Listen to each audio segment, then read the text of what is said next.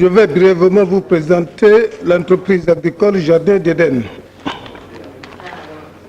Jardin d'Éden, c'est une propriété privée créée en 1998 et qui a eu son autorisation officielle de fonctionner le 5 septembre 2000. Son siège social est à Moyo, dans le département de la Grande Sido, province du Moyen-Chari. L'entreprise exploite 120 hectares de terres cultivables. L'activité principale est la production agricole, culture vivrière, culture de coton, l'élevage de petits ruminants et ces 4 dernières années, l'entreprise se spécialise dans la multiplication des semences améliorées.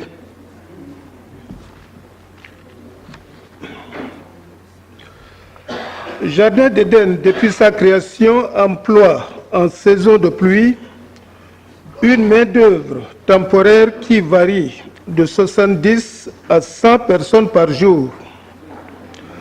La rémunération, généralement en espèces, dépend de chaque travailleur, journalière, hebdomadaire et mensuelle, et le montant varie par rapport au travail accompli. Il y a des superviseurs qui sont des saisonniers, ils sont au nombre de 8, et qui veillent à la qualité de la prestation dans les champs. Les sentinelles, au nombre de 10, sont des permanents qui séjournent au sein de l'entreprise.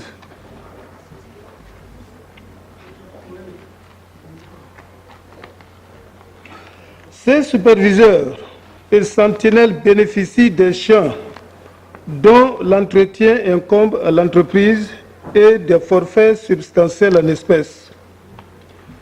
Tout travailleur, journalier, saisonnier ou permanent peut bénéficier d'un prêt remboursable pour les soins médicaux, les frais de scolarité ou tout autre cas social.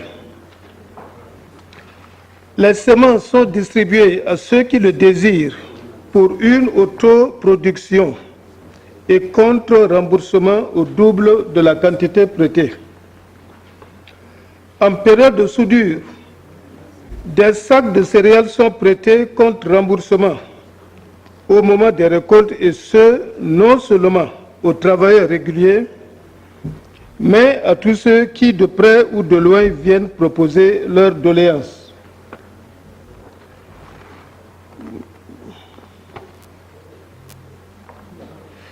C'est un cadre idéal pour les jeunes, les veuves, les orphelins, bref, les plus démunis, qui n'ont pas de ressources propres pour produire et se prendre en charge. Cette réussite émane de l'esprit entrepreneurial du chef d'entreprise et les appuis extérieurs qui sont, entre autres, il y a l'Association pour le développement durable intégral, en abrégé c'est APDI, qui appuie techniquement et matériellement. Il y a l'Association pour la formation et le développement socio-économique et culturel, en abrégé AVSEC, pour des appuis techniques, des appuis matériels et financiers. Il y a le Fonds pour l'alimentation et l'agriculture, la FAO, pour ses appuis techniques, matériels et financiers. Le projet national pour la sécurité alimentaire, PNSA, pour des appuis matériels. Il y a le projet d'appui à la production agricole au Tchad, PAPAT, pour des appuis matériels, techniques et financiers. L'Agence nationale pour le développement rural, ANADER, pour des appuis techniques et matériels. Il y a aussi l'Institut tchadien de recherche agronomique ITRAD pour des soutiens techniques et matériels. Et enfin, la coopération allemande GIZ avec la coopération suisse pour des appuis techniques, matériels et financiers. L'ambition porte sur l'amélioration des structures telles que les logements pour accueillir des travailleurs venant de loin, des équipements tels que les tracteurs avec chariot qui peut absorber la main-d'œuvre grâce à la grande superficie labourée, des bornes fontaines à motricité humaine et l'aménagement d'une superficie de 400 mètres carrés équipée de panneaux solaires pour les cultures de contre-saison, afin d'occuper la plupart des gens qui n'attendent que les cultures pluviales.